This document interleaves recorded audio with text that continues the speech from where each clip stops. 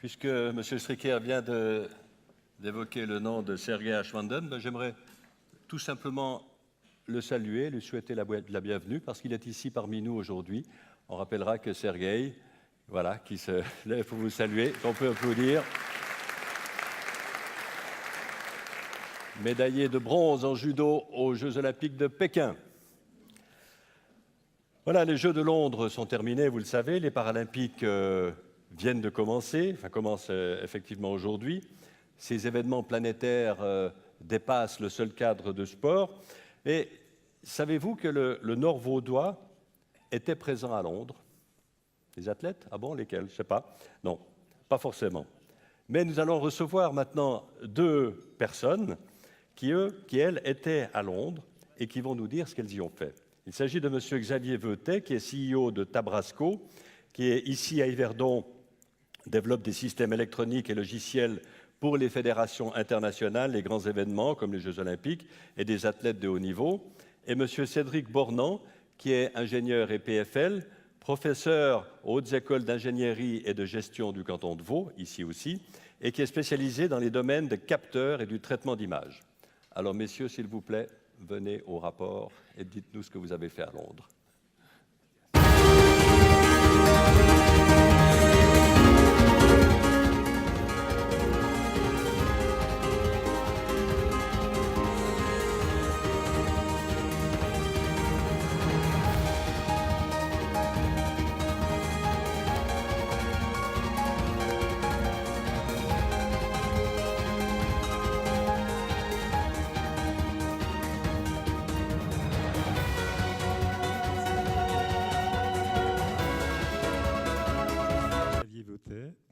Et voici le professeur Bornand.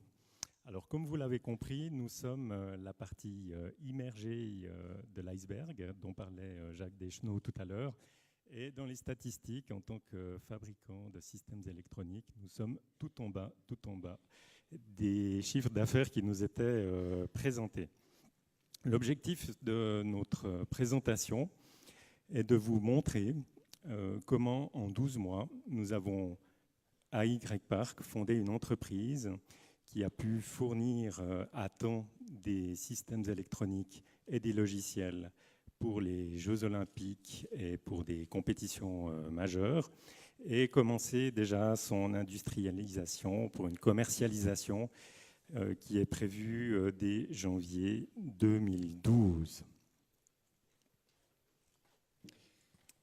Par ailleurs, nous avons des partenaires à vous présenter qui sont impliqués donc, dans cette aventure. Tout d'abord, la HEIGVD, la Haute École d'Ingénierie et de Gestion du canton de Vaud, qui est impliquée dans la formation d'ingénieurs qui distribuent donc des titres des diplômes de Bachelor of Science et de Master of Science de niveau universitaire, et qui non seulement est chargé d'enseignement, mais a pour mission également d'intervenir pour doper un petit peu les entreprises de la région. Et c'est dans ce cadre-là que nous sommes intervenus avec Tabrasco. Je laisse M. Veutet présenter Tabrasco. Alors, Tabrasco, c'est une entreprise, donc, comme on l'a dit tout à l'heure, qui produit des logiciels et des systèmes électroniques. On l'a fondée en 2011 avec un capital relativement modeste. Et aujourd'hui, on regroupe une vingtaine d'ingénieurs sous contrat qui sont basés à Y-Park. Alors, nous avons prévu de vous présenter les choses ainsi.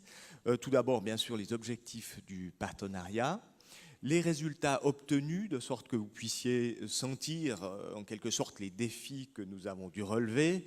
Bon, j'ai été un peu censuré, je voulais vous présenter des équations, malheureusement le comité n'a pas accepté, j'en aurais eu pour des heures, donc rassurez-vous, ce sera simple.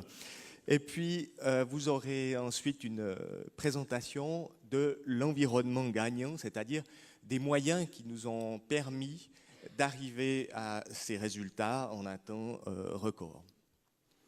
Alors, la slide suivante, c'est notre fusée à 3 étages.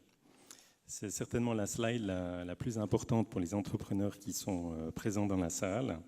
Elle explique comment on a réussi assez rapidement à atteindre le marché du sport international grâce aux conditions exceptionnelles réunies dans le canton. Alors, le premier étage de notre fusée, ça a été de s'intégrer, de nous intégrer dans la vie associative des grandes fédérations internationales. Ça reste des associations, malgré leur taille et les budgets qu'elles manipulent, et il faut s'y intégrer, comprendre comment elles fonctionnent, comment elles sont politisées. Alors pour ce faire, nous avons développé des solutions logicielles qui étaient stratégiques pour ces fédérations, et ça nous a réellement permis de mieux les connaître et de connaître les dirigeants. Dans un deuxième temps, une fois que nous étions intégrés dans ces fédérations, nous avons détecté les besoins en systèmes électroniques. On a détecté un très net besoin de transmettre le rythme cardiaque des athlètes aux producteurs TV pour mieux médiatiser certains sports. Donc on a choisi, c'était notre étude de marché, on a choisi de développer une petite série de cardiofréquencemètres, c'est-à-dire cet appareil, avec la HEJVD. C'est surtout la HEJVD en fait qui a développé pour répondre à ce besoin. Et puis, évidemment, jusque-là, ça n'a pas rapporté grand-chose. La partie qui pourrait rapporter à notre entreprise, c'est l'industrialisation de ces systèmes qui sont vus à la télé et qui ont été validés par les meilleurs athlètes du moment qui l'ont utilisé à leur satisfaction. Je vais très rapidement vous présenter les logiciels qu'on a fournis pour les JO de Londres. Donc on a fourni le logiciel qui servait à gérer tous les incidents pendant l'organisation.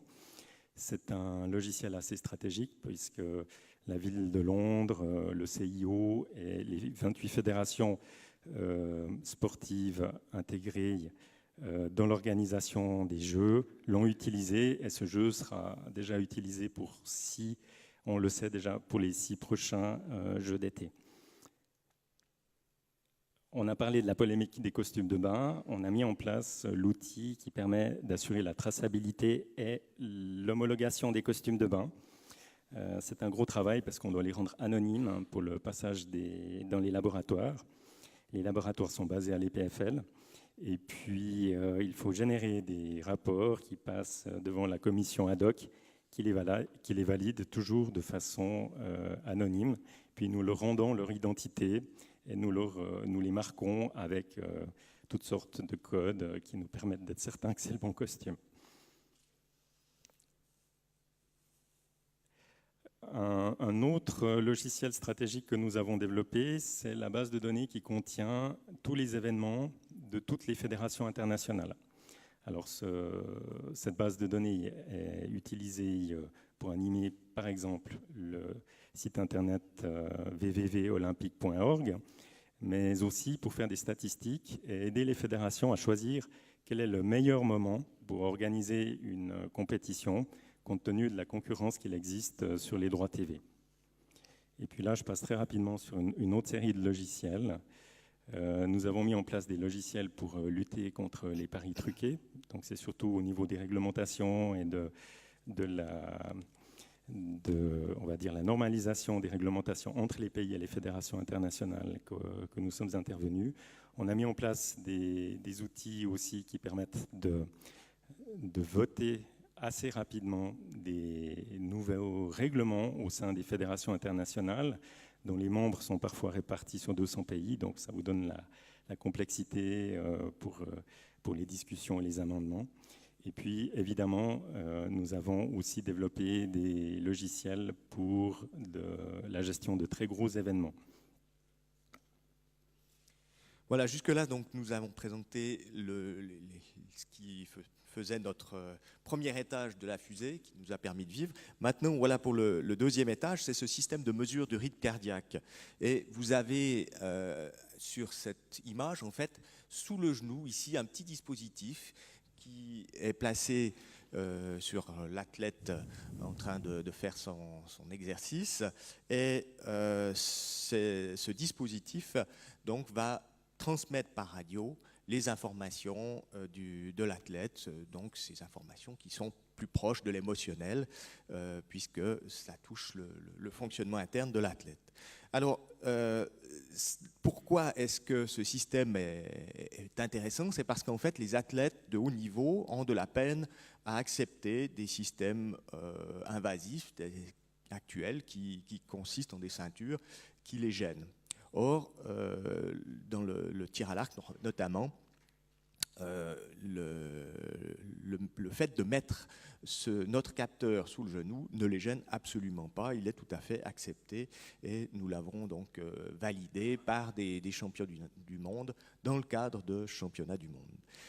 Ainsi, ce système va nous permettre d'avoir un produit à industrialiser. Pour mieux comprendre ce que cela implique, nous avons prévu une petite vidéo et je propose maintenant de passer à cette vidéo.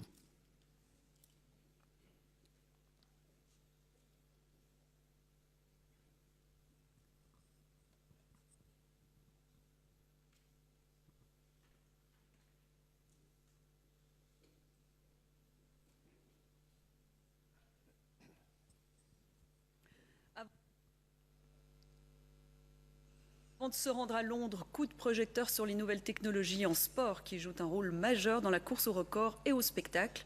Les chercheurs misent sur de nouveaux outils capables de retransmettre en direct l'émotion des athlètes, un marché qui séduit toujours plus d'entreprises romandes. C'est un reportage de Nouveau signé Geneviève Dantan. Décocher sa flèche et décrocher de nouveaux records. C'est là l'objectif de tout archer à l'aube d'une compétition. Si rien ne vous semble étrange, pourtant à la hauteur de son tibia se cache un petit capteur capable de retransmettre à distance les battements de son cœur.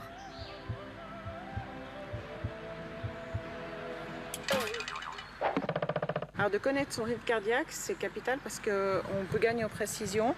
Si le rythme est trop élevé, on va trembler. C'est ici, au cœur du parc technologique d'Yverdon, que ce photocardiogramme a été imaginé.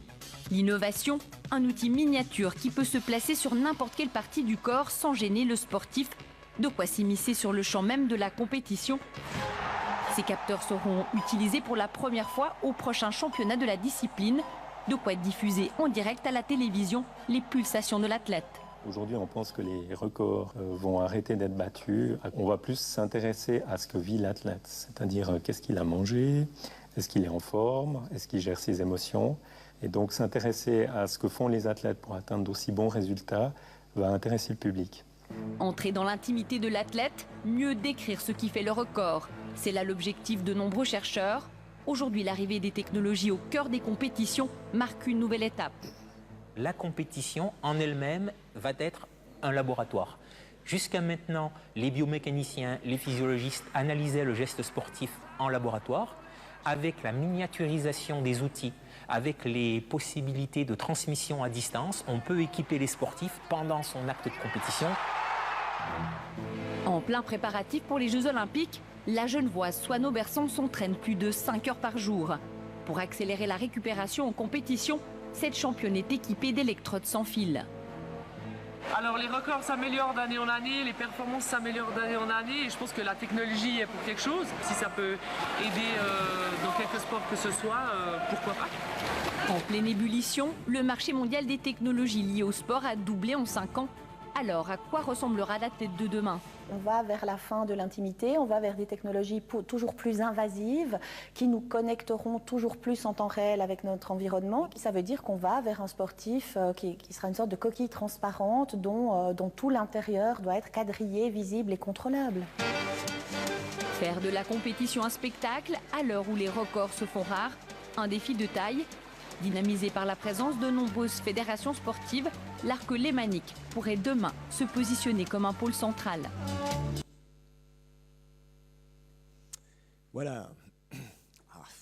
Ça devient compliqué. Effectivement, donc encourager les jeunes.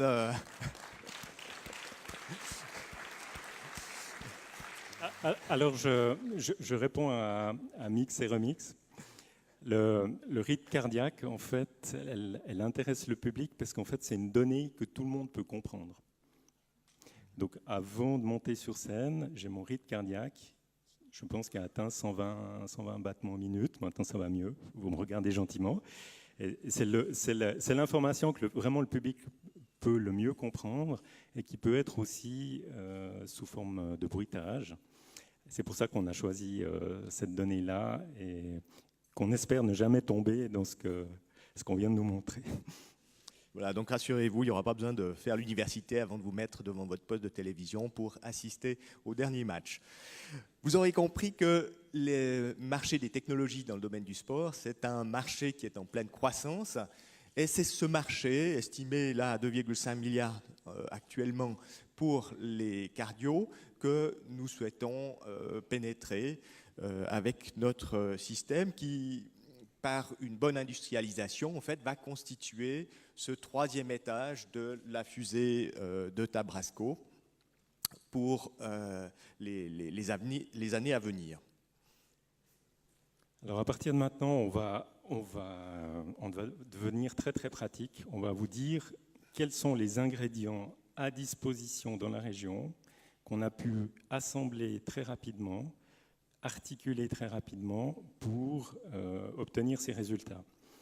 Alors, ces ingrédients, ils sont vraiment accessibles à tout entrepreneur qui aurait une démarche d'innovation, pas uniquement dans le sport. On a vu que le marché est à nos portes. Voilà, donc écoutez bien.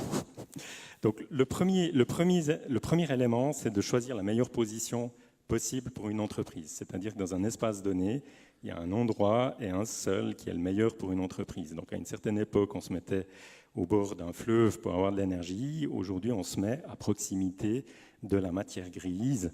Et pour nous, notre choix s'est porté sur l'incubateur d'Y-Park SA. Ah oui, j'ajouterais, je voulais dire encore quelque chose par rapport à l'incubateur. Il faut que je retrouve mes notes. Non, c'est bon. Merci. À toi. Un autre élément très important qui nous a aidés dans notre aventure, c'est la mise sur pied de certains événements, et notamment ce forum pour l'innovation et la recherche dans le domaine du sport et des technologies. FIRST, je salue au passage Vincent Piguet, son fondateur, et qui a pendant des années donc assumé cette fonction. Et je salue également Monsieur Lebas. Monsieur Lebas, qui était présent ici en tant qu'expert de l'arbitrage. Je remercie aussi au passage la banque Piguet, Galland et compagnie, qui a soutenu ces événements et qui a permis donc dans le Nord-Vaudois d'établir cette culture de la technologie du sport. C'est là que notre projet a démarré. Suivant. Par ailleurs, bien sûr, nous avons bénéficié de la présence de ces fédérations internationales, puisqu'il y en a plus d'une cinquantaine à la Maison du Sport International à Lausanne. Vous en avez des photos ici de cette Maison du Sport International. Et nous avons traîné nos baskets dans cette Maison du Sport à plus d'une reprise pour essayer d'obtenir, bien sûr, des informations sur la direction à prendre, sur les besoins de ces fédérations. Nous avons très rapidement trouvé les financements. Ça a été en quelques semaines. Donc, l'automne dernier, nous avons contacté la Fondation pour l'innovation et la technologie, à laquelle nous avons soumis notre projet. Cette fondation soutient des projets qui doivent être menés en collaboration avec les autres écoles spécialisées de Suisse romande. Donc, on choisit notre partenaire à choix. Et on a, mais alors vraiment très directement, reçu, 3 jours après être passé devant la commission, 100 000 francs sur notre compte, remboursable dans 3 ans, en tranches réparties sur 5 ans et sans intérêt, ce qui est quand même assez extraordinaire. Donc voilà, les informations sont disponibles sur Internet. Dans un deuxième temps, nous avons bénéficié des aides de l'innovation à l'innovation de l'État de Vaud. Donc, c'est des aides qui sont aussi accessibles à toute entreprise. Nous, on n'a profité que des aides à l'innovation, mais il existe d'autres types d'aides. Ces aides à l'innovation nous ont aidés à déposer des brevets, à financer les nouveaux développements et puis à obtenir des certifications et des homologations, donc pour un montant d'environ 50 000 francs. D'autre part, il existe une association dans le canton de Vaud qui s'appelle Capital Proximité, qui, comme son nom l'indique, met en relation les porteurs de projets. Mais ça peut être la reprise d'une entreprise, il ne s'agit pas seulement d'une start-up, mais en relation les porteurs d'un projet avec des investisseurs locaux qui s'intéressent à développer réellement le tissu local. Et nous avons une démarche en cours qui doit nous conduire à une augmentation de notre capital pour la partie industrielle. Il existe bien d'autres aides et il semblerait qu'elles soient relativement peu utilisées, à bon entendeur.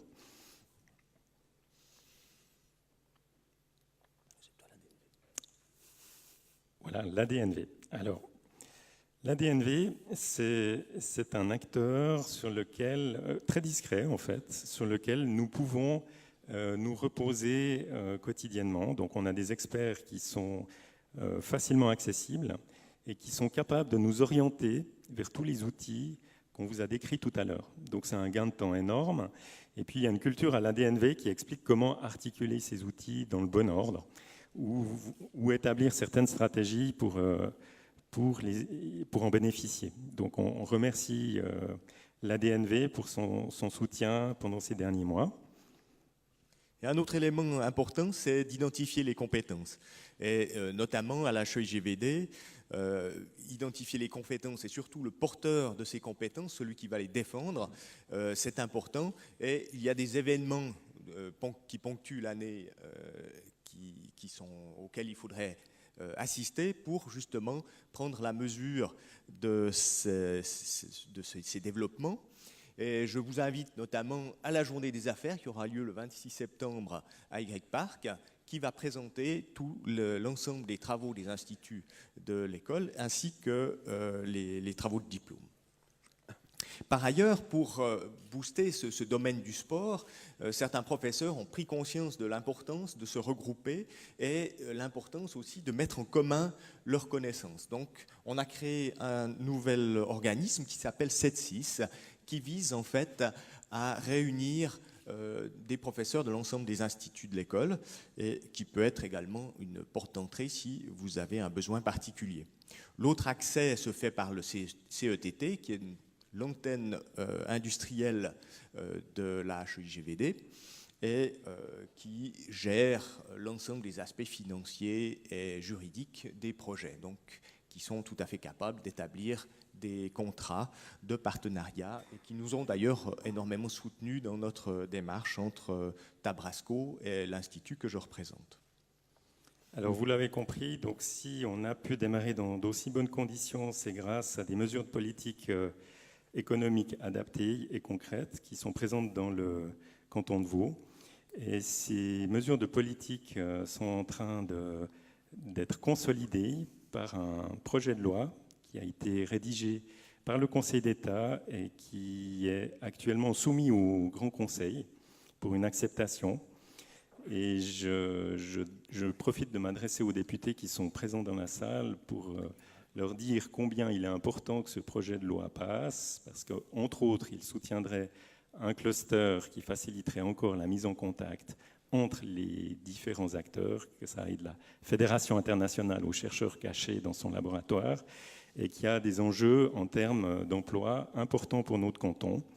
Dans la liste des métiers qui sont actuellement utilisés rien que par le CIO dans notre canton, et les mandats qui sont sous-traités à des entreprises dans l'arrière-pays, on trouve 240 métiers différents. Et des métiers qu'on n'imagine pas, par exemple archiviste, ou alors dentiste pour hockeyeur, c'est un exemple réel. Je tiens à souligner en guise de conclusion l'effet facilitateur de tous ces moyens qui nous ont permis d'arriver en 12 mois à mettre sur place un produit convaincant et à parvenir à surmonter les barrières à la fois administratives et techniques de ces différents sports. J'espère tout simplement que personne n'aura l'idée de mettre un cardio sur des présentateurs, parce que c'est assez émouvant de présenter devant 500 personnes. Voilà. Alors, pour Tabrasco, eh bien, si on a été si vite, c'est parce qu'on a pu, entre autres, rebondir sur des technologies qui étaient déjà présentes dans la HEJVD. C'est des technologies, voilà, on me dit qu'il faut terminer. Et puis en janvier, on sort nos premiers produits qui seront commercialisés. Voilà, merci beaucoup.